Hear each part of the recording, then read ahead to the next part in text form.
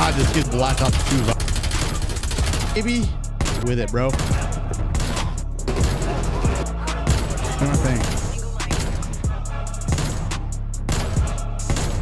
Up here. Oh my God, they are, dude. Okay. Let's go, nuclear on freaking hijacked already. Let's go, man. Hey, what's up, guys? Welcome back to the channel. My name is Dexbot. I hope you guys are doing absolutely wonderful today.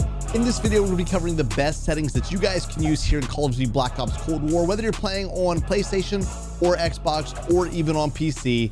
I've got you covered with my settings that I'm using. I'm going to show you my stats, show you it's working for me, and we're going to jump right into it right here, right now. First and foremost, I want to cover one thing for my PlayStation 5 players. Whenever you come to the main screen here on your PlayStation home screen, whenever you press the start button over Call of Duty Black Ops Cold War icon, it will tell you which game version you are playing, right? And I used to have the PlayStation 4 version installed. It actually looks like I still do, but I really don't. I don't know. I uninstalled it already to save more space.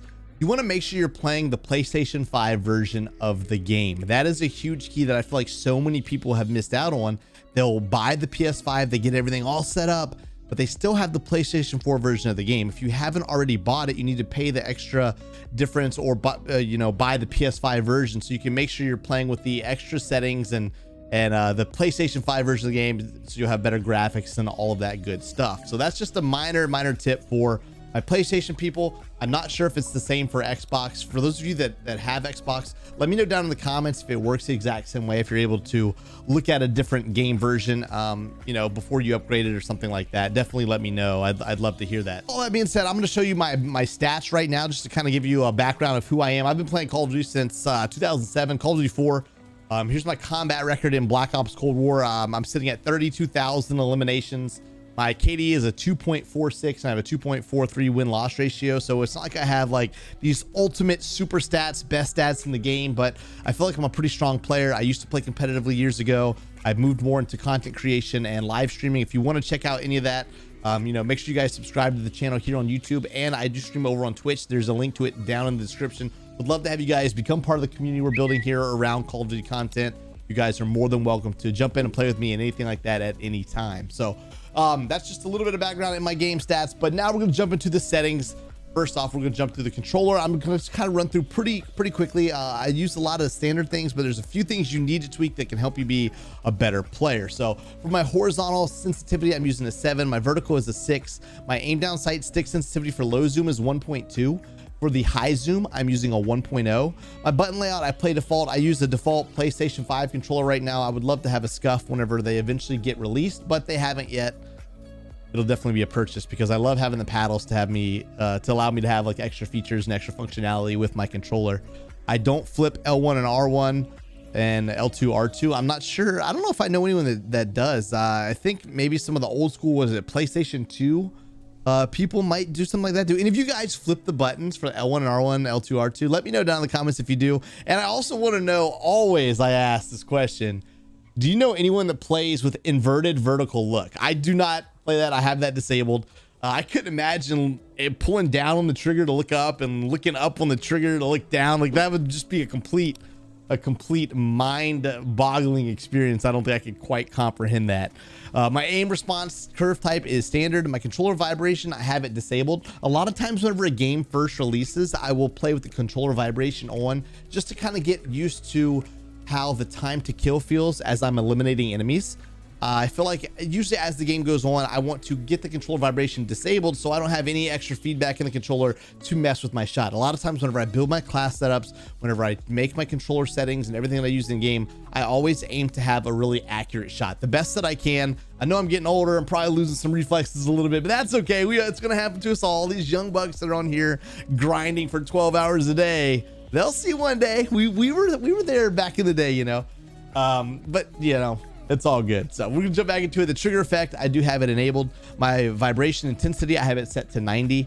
For the gameplay, I have my target aim assist enabled. Target aim assist mode is standard. For the aim down sight aim assist, I have it set to enabled. For the airborne mantle behavior, I have it set to automatic. For my aim down sight behavior, I have it set to hold. For my steady aim behavior, I have it set to hold. Armor behavior, I have it set to apply 1. I don't use a lot of armor based gameplay here in Black Ops Cold War. I have whenever I play like Warzone, I have it set to apply all. I could change that, but like I just play traditional multiplayer in Cold War, so it really doesn't matter to me. For attack vehicle control mode, I have that set to aim based. And for some of the advanced settings, stick layout, like I said, I'm playing default. I haven't messed with any of the input thresholds. I've left these default right where they're at, 1099, 1099 across the board. I didn't feel like that was something I needed to personally change. For my controller sounds, I have that disabled. I have all of my audio input coming through my headphones. I don't need sound and feedback coming through my controller. My auto move forward, I have it set to disabled, and I have my auto sprint disabled because I want to be able to sprint and move around whenever I want to. My sprint behavior is go to. It says it's press to sprint. Pressing it won't do anything, but pressing move forward to stop. Sprint cancels reload. I have that set to disable because I hear a lot of times people like to enable that, but for me, like if I'm in a situation and I pick up a couple kills here and there, I'm like bang bang bang, maybe I get a 2 or 3 piece double kill, triple kill, something like that, and I need to reload, right? But maybe I need to get out of there because I'm worried they might have another player there that I couldn't quite eliminate. I might want to be able to turn, sprint away as I'm reloading. So I want to be able to start sprinting and reloading at the same time, or at least running, get the movement going, get it going in that direction, and then come right into a sprint so I can get away and reposition myself as quickly as possible. For my parachute auto deploy, I have that set to enable, but like I said, I don't play many parachute related game modes here in Black Ops Cold War. Equipment behavior, I have it set to hold, and for my interact or reload behavior, I have it tapped to reload. For the graphics, I have, obviously you're gonna set up your safe areas for your TV or your monitor any way you get it all set up, and that's gonna tie into setting up your colorblind modes and your brightness. So that's gonna be really, really situational. For my ray tracing, is set to disabled, so I can use the 120 hertz refresh rate. I do have that set up on my monitor, so I can play at 120 hertz, and I believe Warzone just enabled that as well. So I'm actually going to make a Warzone best settings video coming up here very soon as well for season 4. For my split screen orientation, I have it set to horizontal, but I don't play split screen. I haven't done that since I was like 9. For my field of view, I play at 100, just slightly more than the default. I believe default is like 80 or 90, I think. I've just elevated just a little bit, just to give me a little bit wider field of view so I can see a little bit more. For the aim down sight field of view, I have it set to affected. Affected says aiming down sights will zoom to a value closer in your field of view setting. This does not apply to zooms with a magnification over 4x. So I feel like it allows you to pick up and focus on like your enemies or something that's a little bit better for your field of view. For aiming out of view, I have it set to affected, and for motion blur, I have it set to disabled. I know my camera's kind of here on part of it, but the main logic behind motion blur, if you're not familiar with it, is like whenever you're whipping back and forth across your screen, right? Like say you're looking here and you're like, oh, I see something on my radar, and you look over here quick, right? You don't want your screen to be blurry as you're making that transition, from one side to the other. So I disable that. I want to be able to take in everything I can, because what if you're scanning that area, right? And you're like, oh, I know someone's over there, but you're like, oh, junk, he's not looking at me. But in your motion that you scanned, you picked up on another enemy that was maybe running past you the other way, and you're able to like pick them up and kill them because you could actually see what you're looking at instead of having that whole motion area that you went across being blurred. So that's the logic behind it. Motion blur, I have it set to disabled. For my audio, a lot of this is going to be situational. I know some of you guys might be playing on PC, some of you might be playing on TV, some of you might have headsets. I feel like most people have headsets these days that are into gaming because it's become much more of a norm. But for those of you that you're curious what I'm using, is kind of standard. I have mute sound set to not muted. My master volume, music volume, everything's set to 100. Actually, I'm gonna change this right now. I'm actually gonna turn my music volume down just to 80, just to dial it back just a tad.